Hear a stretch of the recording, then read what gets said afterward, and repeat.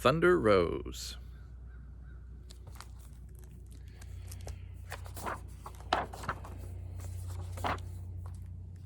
Rose was the first child born free and easy to Jackson and Millicent Magruder.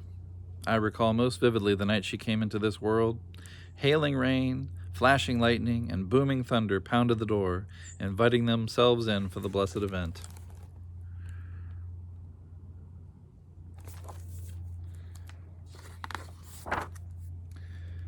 Taking in her first breath of life, the infant did not cry out. Rather, she sat up and looked around. She took hold of that lightning, rolled it into a ball, and set it above her shoulder, while the thunder echoed out over the other. They say this just accentuated the fact that the child had the power of thunder and lightning coursing through her veins. "She's going to grow up to be good and strong, all right," Doc Holliday said. The child turned to the good doctor with a thoughtful glance and replied, "I reckon I will. I reckon I'll want to do more than that, thank you very kindly." Shifting her gaze to the two loving lights shining on her, which were her ma and pa, she remarked, "Much obliged to you both for this chance to make my way in the world." Then she announced to no one in particular, "I'm right partial to the name Rose."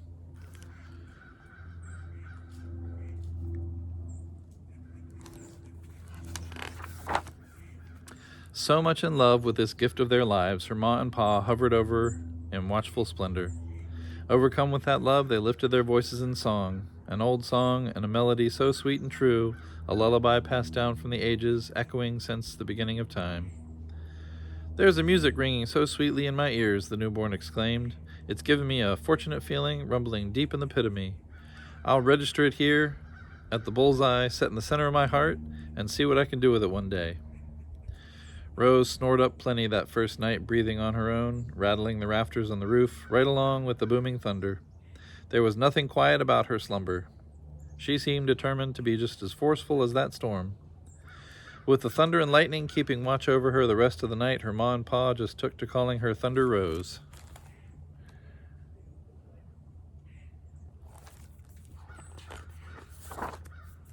The next morning, when the sun was high, yellow, in the billowy blue sky, Rose woke up hungry as a bear in spring, but not the least bit ornery. Minding her manners, she politely thanked her ma for the milk, but it was not enough to quench her hungry thirst. Rose preferred instead to drink her milk straight from the cow.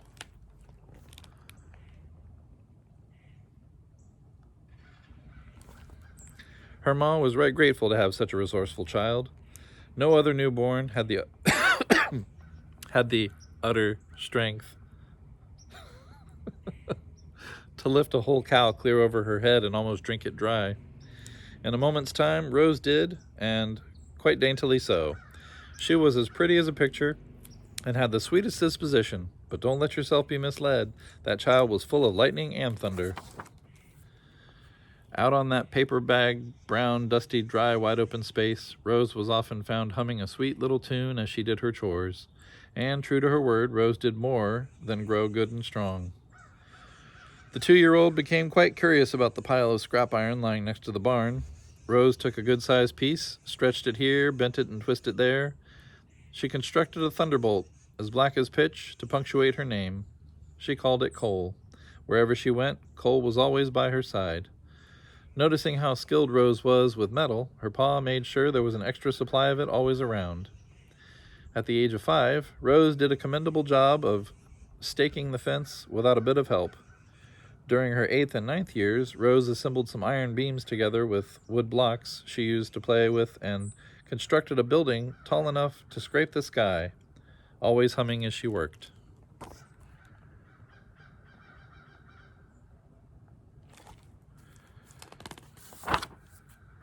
By the time she turned 12, Rose had perfected her metal bending practices.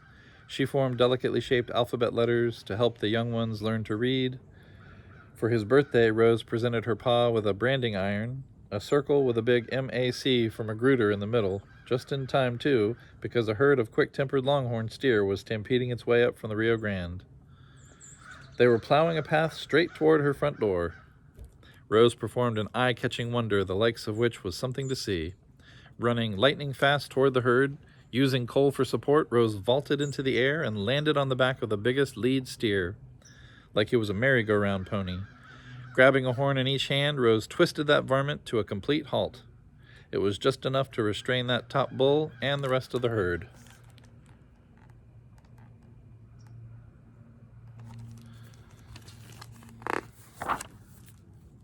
But I believe what touched that critter's heart was when Rose began humming her little tune. That cantankerous ton of beef was restless no more. He became as playful as a kitten and even tried to purr. Rose named him Tater on account of that that was his favorite vegetable. Hearing Rose's lullaby put that considerable creature to sleep was the sweetest thing I had witnessed in a long, long time. After the dust had settled, Ma and Pa counted 2,700 head of cattle after they added in the 500 they already had. Using the scrap iron, Rose had to add a new section to the bullpen to hold them all.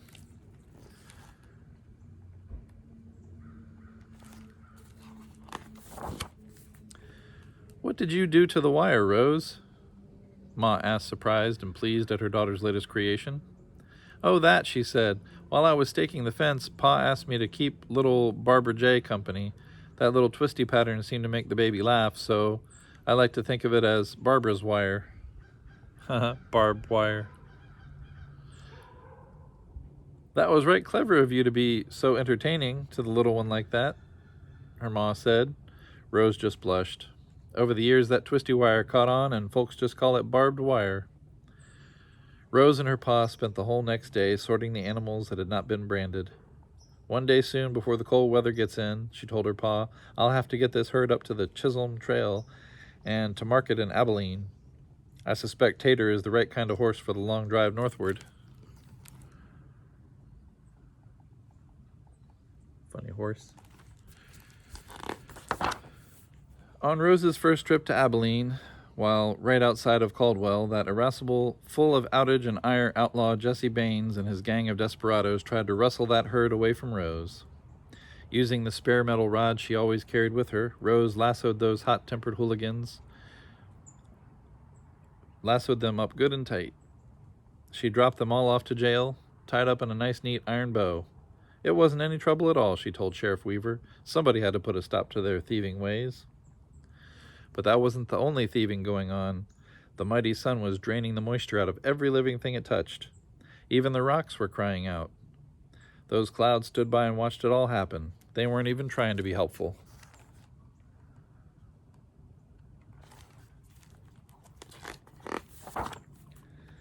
Why, the air had turned so dry and sour, time seemed to all but stand still, and there was not a drop of water in sight. Steer will not move without water, and that was making these bulls mad, real mad. And when a bull gets angry, it's like a disease that's catching makes the rest of the herd mad too. Tater was looking parched and mighty thirsty. "I gotta do something about this," Rose declared, stretching out several iron rods lasso fashion, then launching coal high in the air. Rose hoped she could get the heavens to yield forth. She caught hold of a mass of clouds and squeezed them hard, real hard, all the while humming her song. Gentle rain began to fall, but anyone looking could see there was not enough moisture to refresh 2 ants, let alone a herd of wild cows.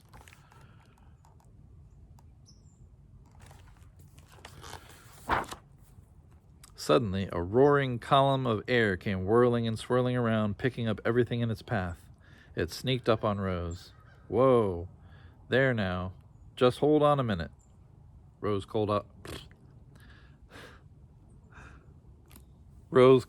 to the storm. Tater was helpless to do anything about that sort of wind. Those meddlesome clouds caused it. They didn't take kindly to someone telling them what to do, and they were set on creating a riotous rampage all their own. Oh, this riled Rose so much, she became the only 2-legged tempest to walk the western plains. "You don't know who you're fooling with," Rose called out to the storm. Her eyes flashed lightning. She bit down and gnashed thunder from her teeth. "I don't know why anyone would want to mess with a pretty young woman who had the power of thunder and lightning coursing through their veins. But pity for them, the clouds did." Rose reached for her iron rod, but there was only one piece left. She did not know which way to turn. She knew coal alone was not enough to do the job right. Unarmed against her own growing thirst and the might of the elements, Rose felt weighted down. Then that churning column split, and now there were 2. They were coming at her from opposite directions. Rose had some fast thinking to do. Never being one to bow down under pressure, she considered her options, for she was not sure how this would all come out in the end.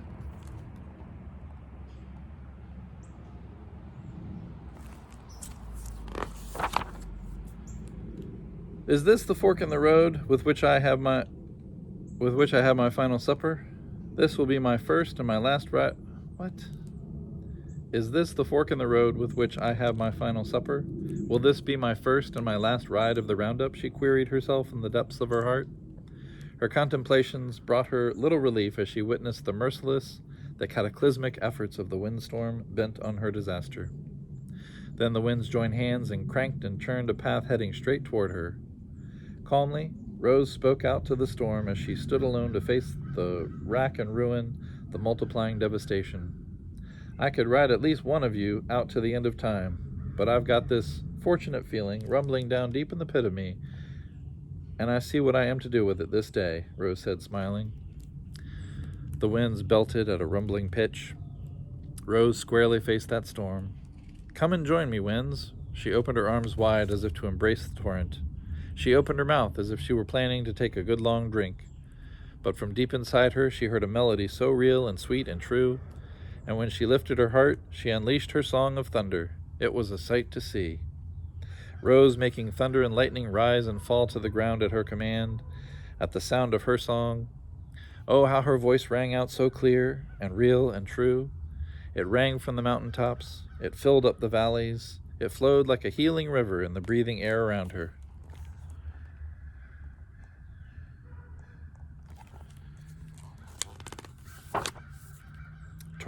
Those tornadoes, calmed by her song, stopped their churning masses and raged no more, and gentle as a baby's bath, a soft drenching and soaking rain fell. And Rose realized that by reaching into her own heart to bring forth the music that was there, she had even touched the hearts of the clouds.